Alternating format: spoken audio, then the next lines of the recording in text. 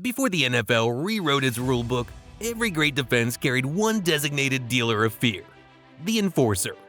These are the last 5 who ever truly existed. Starting in Philadelphia. Brian Dawkins. Brian Dawkins didn't just play the position, he possessed it. Or maybe something possessed him. Dawkins called his alter ego Weapon X after Wolverine, and the transformation was theatrical.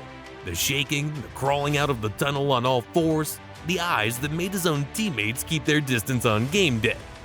Then the ball would snap and the theater became very, very real.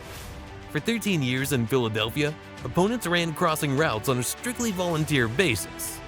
In 2002, Dawkins became the first player in NFL history to record a sack, an interception, a forced fumble, and a touchdown catch in the same game, a one-man defensive ecosystem. 9 Pro Bowls, a gold jacket in 2018. But the numbers were never the point. The point was that a 210-pound safety could change the geometry of a football field just by standing in the middle of it. Quarterbacks looked for him before the snap. Receivers looked for him after the catch. Usually too late. Rodney Harrison. If Dawkins was a comic book character, Rodney Harrison was something scarier. A real one. A 5th-round pick out of Western Illinois, drafted with a chip on his shoulder the size of the stadium. And he never put it down.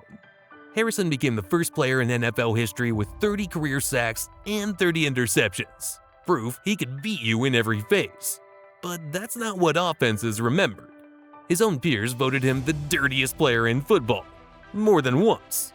The fines piled up so high the league office practically kept his checking account on file. Harrison called it intimidation.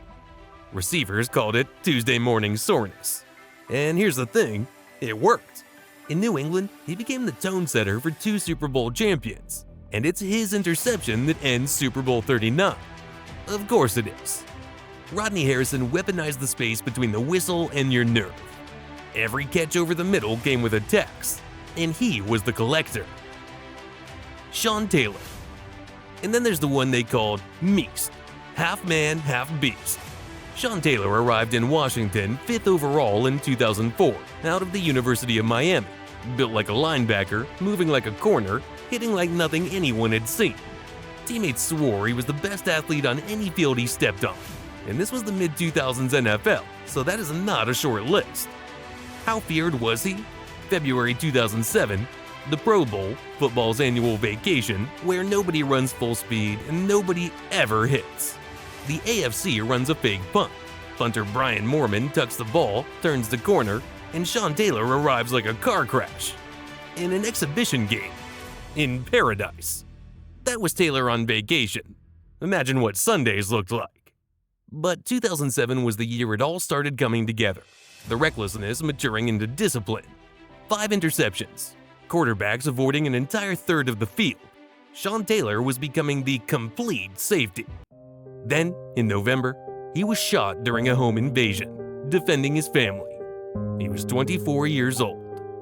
His teammates played their next defensive snap with 10 men on the field. The free safety spot left empty.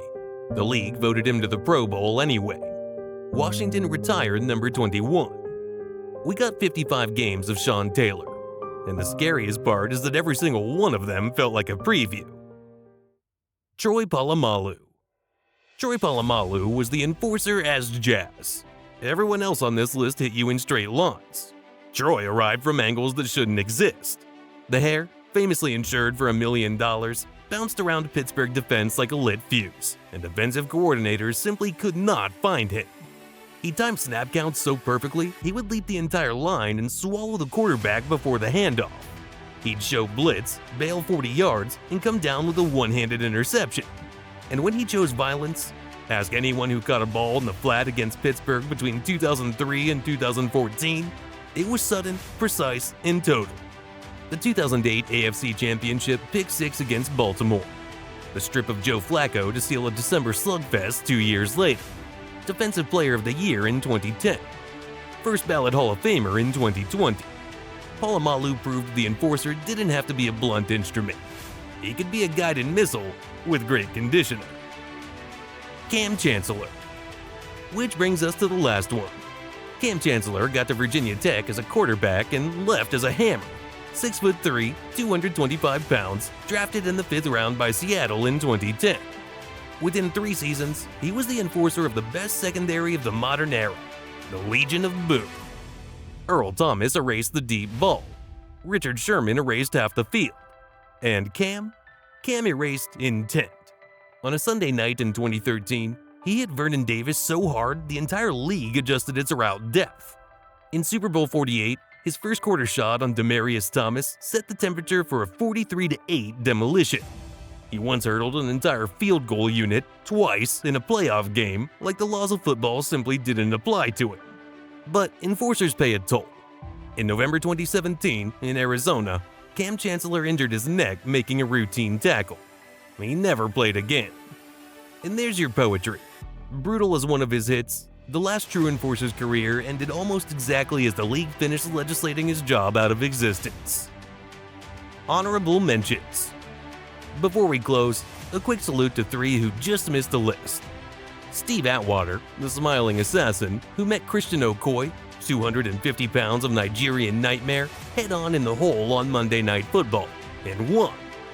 Bob Sanders, all 5'8" of him, a wrecking ball with a grudge who won Defensive Player of the Year in 2007. Tony Dungy called him the Eraser because when Sanders was on the field, mistakes simply disappeared. And Bernard Pollard, the man New England still speaks of like a natural disaster, whose hit on Tom Brady in 2008 ended the quarterback season and rewrote the rulebook. A player who once predicted the league wouldn't survive its own violence. Different sizes, different cities, same job description. Fear. Today's safeties are incredible. Faster, smarter, covering slot receivers one snap and playing robber the next. The game is safer, and the men who play it will live better lives because of it. That trade is worth making. But something did leave the sport when the enforcers did. That half-second of dread before a crossing route when 70,000 people inhaled at once. Because here's the truth. The enforcer never really retired. He was legislated out of existence, one rule at a time. So, who did I miss? Drop your enforcer in the comments. And if this video hit harder than Kam Chancellor on a Sunday night, you know what to do. Like, subscribe, and I'll see you in the next one.